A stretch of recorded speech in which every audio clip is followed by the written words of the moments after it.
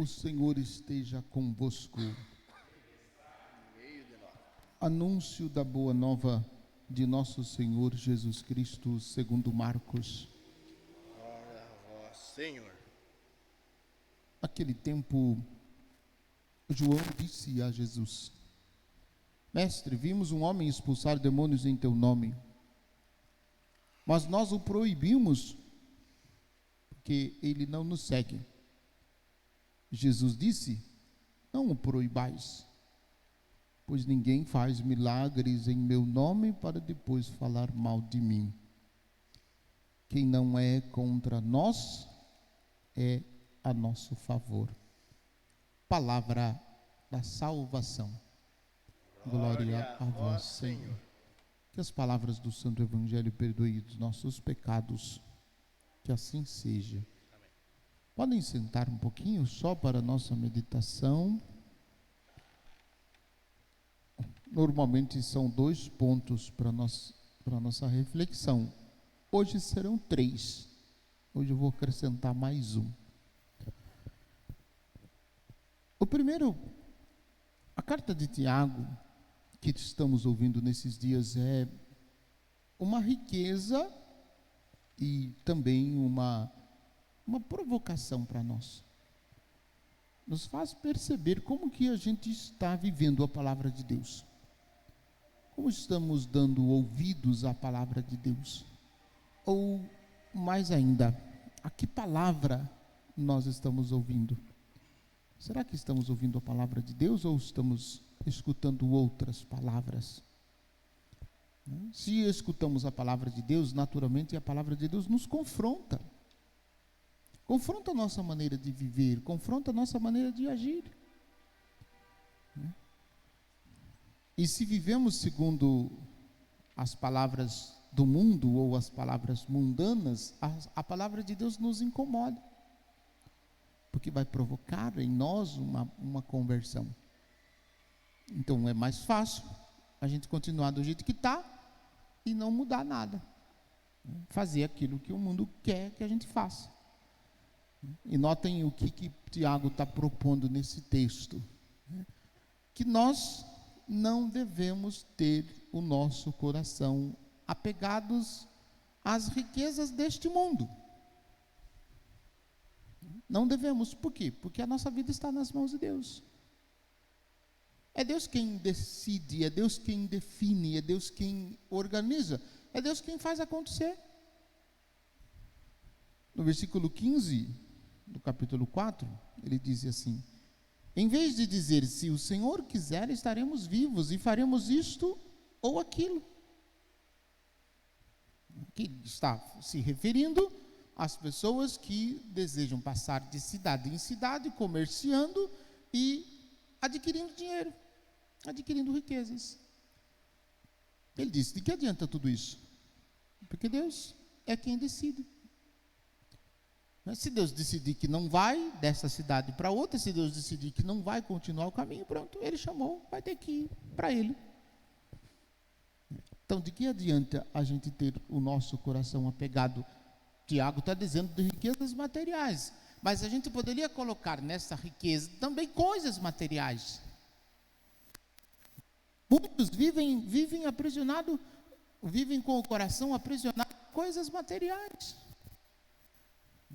Apegos, até de roupa, de sapato, de situações muito simples, de situações que a gente não quer, que a gente não quer se livrar. Haja visto que quase todas as casas, se não todas as casas, têm um quartinho onde se junta tranqueiras. E a gente coloca aquelas tranqueiras dentro daquele quartinho, por quê? Porque a gente acha, um dia eu vou usar. E vai guardando, vai guardando, vai guardando, vai guardando, vai guardando. E quando passa, de repente, aquele quartinho está cheio de coisa. Se abrir a porta, é perigoso cair em cima da gente, de tanta coisa que está lá enfiado. E não serve para nada. Por que essas coisas estão lá guardadas? Estou dizendo bem, um exemplo bem prático. Por quê?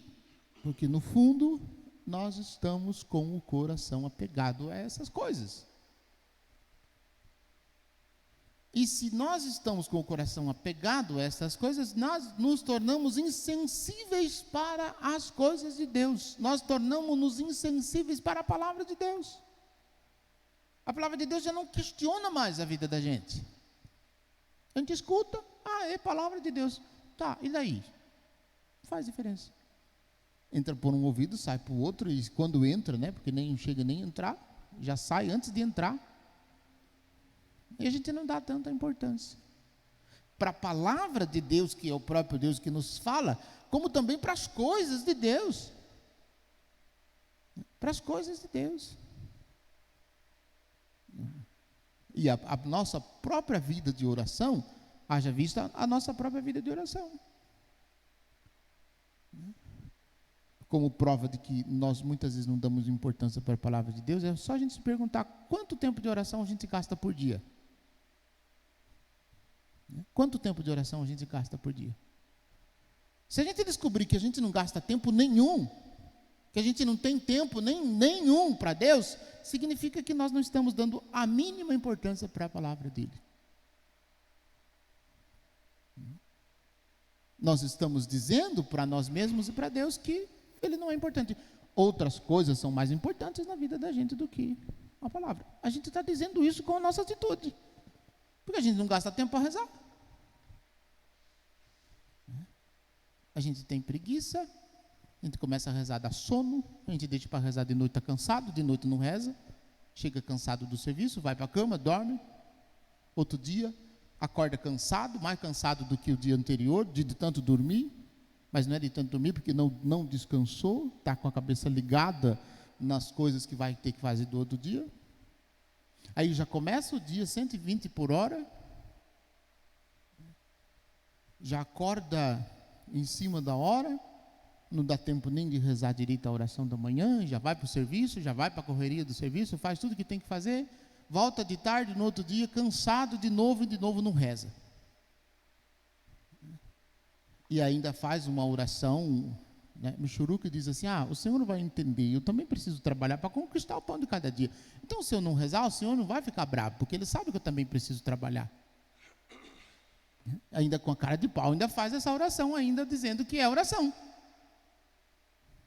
Lógico, vocês que me ouvem e que me veem não fazem isso, nem mesmo as pessoas que estão aqui na igreja não fazem, não têm esse tipo de atitude, graças a Deus, Mas é preciso a gente identificar isso. Se Deus é importante na nossa vida, a gente precisa encontrar tempo para Ele. 10 minutos, 15 minutos. Mas se a gente dedica 10 minutos para Deus, é certo que a gente não consegue ficar só 10 minutos, porque vai passar de 15, de 20, de 30. Então, a palavra de Deus e Deus é importante na nossa vida. Se de fato é verdade, nós precisamos encontrar tempo para rezar. Porque é na oração que a gente entra em comunhão com Deus. E é também pela oração que a gente descobre em nós o que precisa mudar, porque o Espírito vai nos revelando. E a palavra de Deus que nós vamos ouvindo vai confrontando a nossa vida, e assim nós vamos nos convertendo. Primeiro ponto. Segundo, os discípulos de Jesus, neste texto que nós ouvimos do Evangelho de Marcos, no capítulo 9, estão pensando que eles são proprietários de Jesus, que eles são dono de Jesus e que mais ninguém pode fazer a experiência de segui-lo, que mais ninguém pode nem sequer fazer milagre em nome deles, só é permitido aos discípulos fazerem milagres. Senhor, vimos um homem expulsando o demônio em teu nome, nós o proibimos porque ele não nos segue.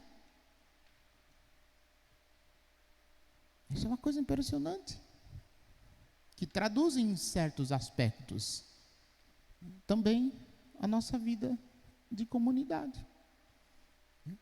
Às vezes se diz de pessoas que iniciaram um processo de conversão fazendo muito mais coisa na igreja do que pessoas que já estão há tantos anos e não conseguem fazer.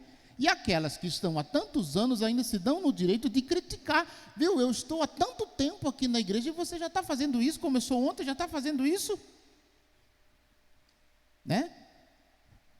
Isso é uma triste realidade que vem desde a época dos apóstolos.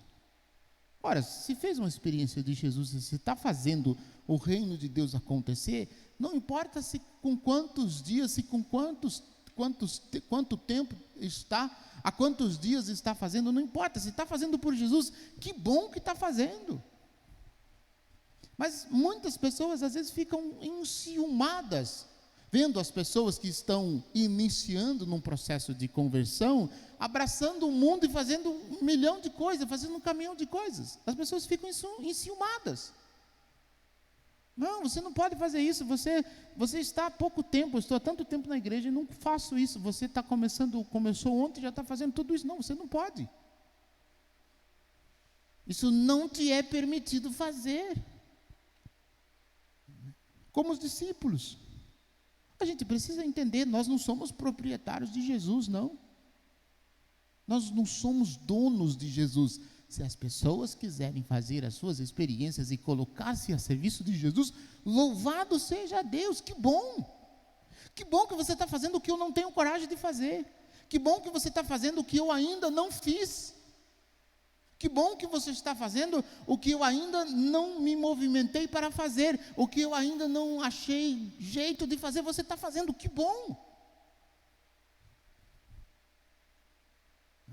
Então, é essa atitude que se espera de um discípulo de Jesus. Não ficar achando que Jesus é propriedade nossa. Jesus não é propriedade de ninguém. Ele é Deus e Ele faz o que Ele quiser, do jeito que Ele quiser, para quem Ele quiser, quando Ele quiser. E se Ele quiser. E nós não podemos nem reclamar, porque Ele é Deus, Ele faz do jeito que Ele quer. O único que pode fazer do jeito que quer é Ele. A nós cabe acreditar e seguir com confiança os ensinamentos de nosso Senhor. E o terceiro é sobre o martírio de São Policarpo. Você sabe, a palavra martírio é testemunho. Testemunhar Jesus com a própria vida, derramando o próprio sangue, para manifestar a fé, como fez São Policarpo, como fizeram tantos outros mártires. Para dar um testemunho a ponto de derramar sangue, se preciso for por causa de Jesus, é preciso coragem, é preciso amor, é preciso fé, é preciso perseverança, é preciso vida de oração centrada em Jesus. É preciso compreender este movimento de Deus, do Espírito de Deus, do Espírito de Cristo, que nos movimenta para Ele e para as suas coisas.